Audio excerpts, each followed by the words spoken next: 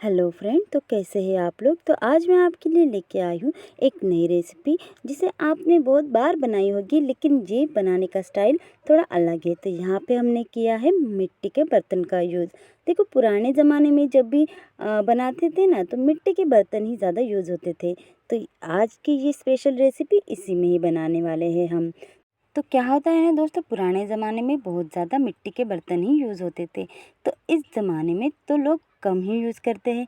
तो मैं आज इसी में ही ये रेसिपी बनाने वाली हूँ। तो सबसे पहले हमने यहाँ पे मसाला पीस लिया था, जो हम हमेशा सब्ज़ी बनाने के लिए करते हैं। उसके बाद एक टमाटर और थोड़ा सा प्याज हमने यहाँ पे कट कर लिया था। उसके बाद हमने यहाँ पे ले ली थी फ़िश। फ़िश को हमको अच्छे से धो लेना है सबसे पहले। तो जब हम इसको साफ़ कर लेते हैं तभी हम इसको यूज़ करेंगे। तो यहाँ पे हमने सारी फ़िश धो ली थी।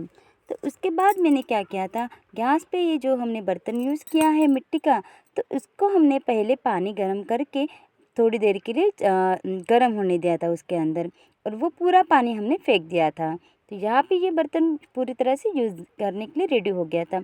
उसके बाद हमने इसमें तेल डाल दिया था। दोस्तों, याद रखना पड़ेगा आपको कि जब भी आप मिट्टी का बर्तन यूज़ करेंगे उसमें थोड़ा सा तेल ज़्यादा ही डालें। तो क्या होता है ना दोस्तों, मिट्टी का बर्तन तेल को सोख लेता है, इसलिए हमें तेल ज़्यादा डालना पड़ता है। तो यहाँ पे हमने लाल मिर्च का पाउडर, नमक, हल्दी और मसाला एक निकाल लिया था। उसके बाद हमने बर्तन में तेल डाल के पूरी तरह से कड़ी पत्ता डाल के गरम कर लिया था। तो कड़ी पत्ता इसी वक्त डालना है जब ये तेल गरम हो जाता है। तो ये पूरी तरह से गरम हो गया था। उसके बाद हम इसमें डालेंगे मसाले।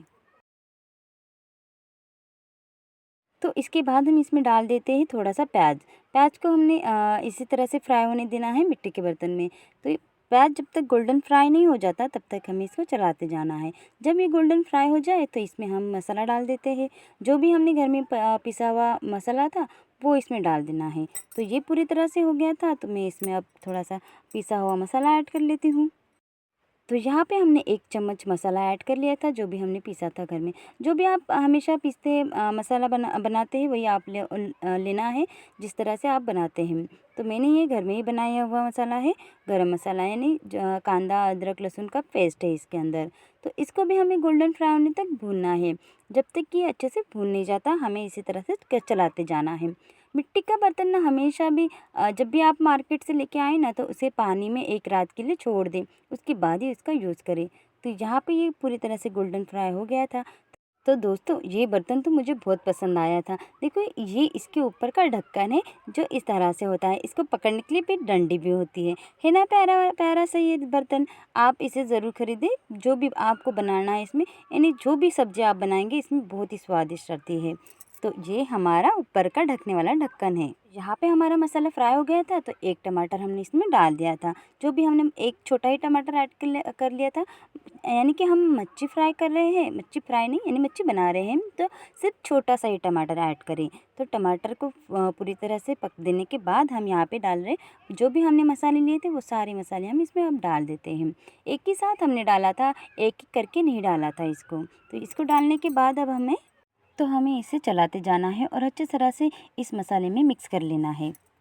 तो यहाँ पे ये सारे मसाले अच्छे से फ्राई हो गए थे, यानी जब तक कि सुनहरे नहीं हो जाते और इसका स्मेल नहीं आता तब तक कि हमें इसको फ्राई करते जाना है। जब भी आप मिट्टी के बर्तन में जब भी बनाते हैं ना खाना, तो एक धीमी धीमी सी खुशबू आती है। तो यहाँ पे ये सारे हो गए थे, तो हमने जो भी हमारा मसाले का पानी था वो भी इसमें ऐड कर लिया था। उसके बाद और थोड़ी देर हमें इसे इसी तरह से पकने देना है। इसको चलाते जाइए और थोड़ी देर के लिए इसे ऐसे ढक्कन डाल के पकने देना है। थोड़ी देर के बाद हमने इसको खोल के निकाला था, तो देखा इस तरह से पूरी तरह से रेडी हो गया था। तो यहाँ पे हमने मच्छी धो के रख दी थी। हम ऐसे ही मच्छी इसमें डाल रहे थे, फ्राई वाली अगर आपको चाहिए तो फ्राई करके भी डाल सकते हैं, लेकिन इसी तरह से अगर पकाएंगे तो भी अच्छे होता है। मैंने तो ऐसे ही डाल दिया था। तो यहाँ पे हमने सारी मच्छी इसमें डाल दी थी। मच्छी डालने के बाद ना हमें इसको पूरी तरह से मिक्स कर लेना है, जितना भी मसाला हमने इसमें डाला था। तो याद रखना दोस्तों, यहाँ पे हमें पानी नहीं डालना है, ज़्यादा पानी नहीं डालना है हमें। परफेक्टली हो गया था, मिक्स हो गया था। तो एक ही चम्मच में यहाँ पे पानी ऐड कर रही हूँ, और थोड़ा सा पानी ऐड करने के बाद हमें इसे थोड़ा सा चला देना है और इसके ऊपर ढक्कन डाल के थोड़ी देर के लिए पकने के लिए छोड़ देना है। 10 मिनट के बाद ही ये रेडी हो जाती है दोस्तों। बिल्कुल आसान से बनने वाली रेसिपी है और इस बर्तन में तो बहुत जल्दी पक जाती है। तो इसी तरह से आपको ये बनानी है। क्या होता है ना दोस्तों कि आप लोग जब भी हमें कमेंट करते हैं ना, हमें एक मोटिवेशन मिलता है। तो हम कुछ भी बनाते हैं तो आप लोगों के भरोसे ही बनाते हैं।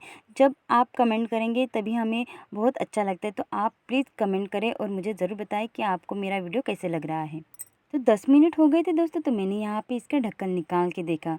तो आपको भी मैं दिखाना चाहती हूँ कि ये कैसा आया था। तो देखो इस तरह से ये पूरी तरह से बन के रेडी हो गया था। बहुत ही सुंदर सा एकदम से टेक्सचर आया है। और ये हमारी फ़िश है ना 10 मिनट के अंदर ही बन के रेडी हो गई थी। तो आपको ये कैसी लगी मुझे ज़रूर बताएं। तो दोस्तों आपको मेरी ये रेसिपी कैसी लगी मुझे कमेंट करके ज़रूर बताएं। और आप मेरा वीडियो कहाँ से देख रहे हैं वो भी मुझे ज़रूर बताइए। अगर आपको मेरी ये रेसिपी पसंद आई हो तो मेरे चैनल को लाइक शेयर और सब्सक्राइब करना ना भूलें।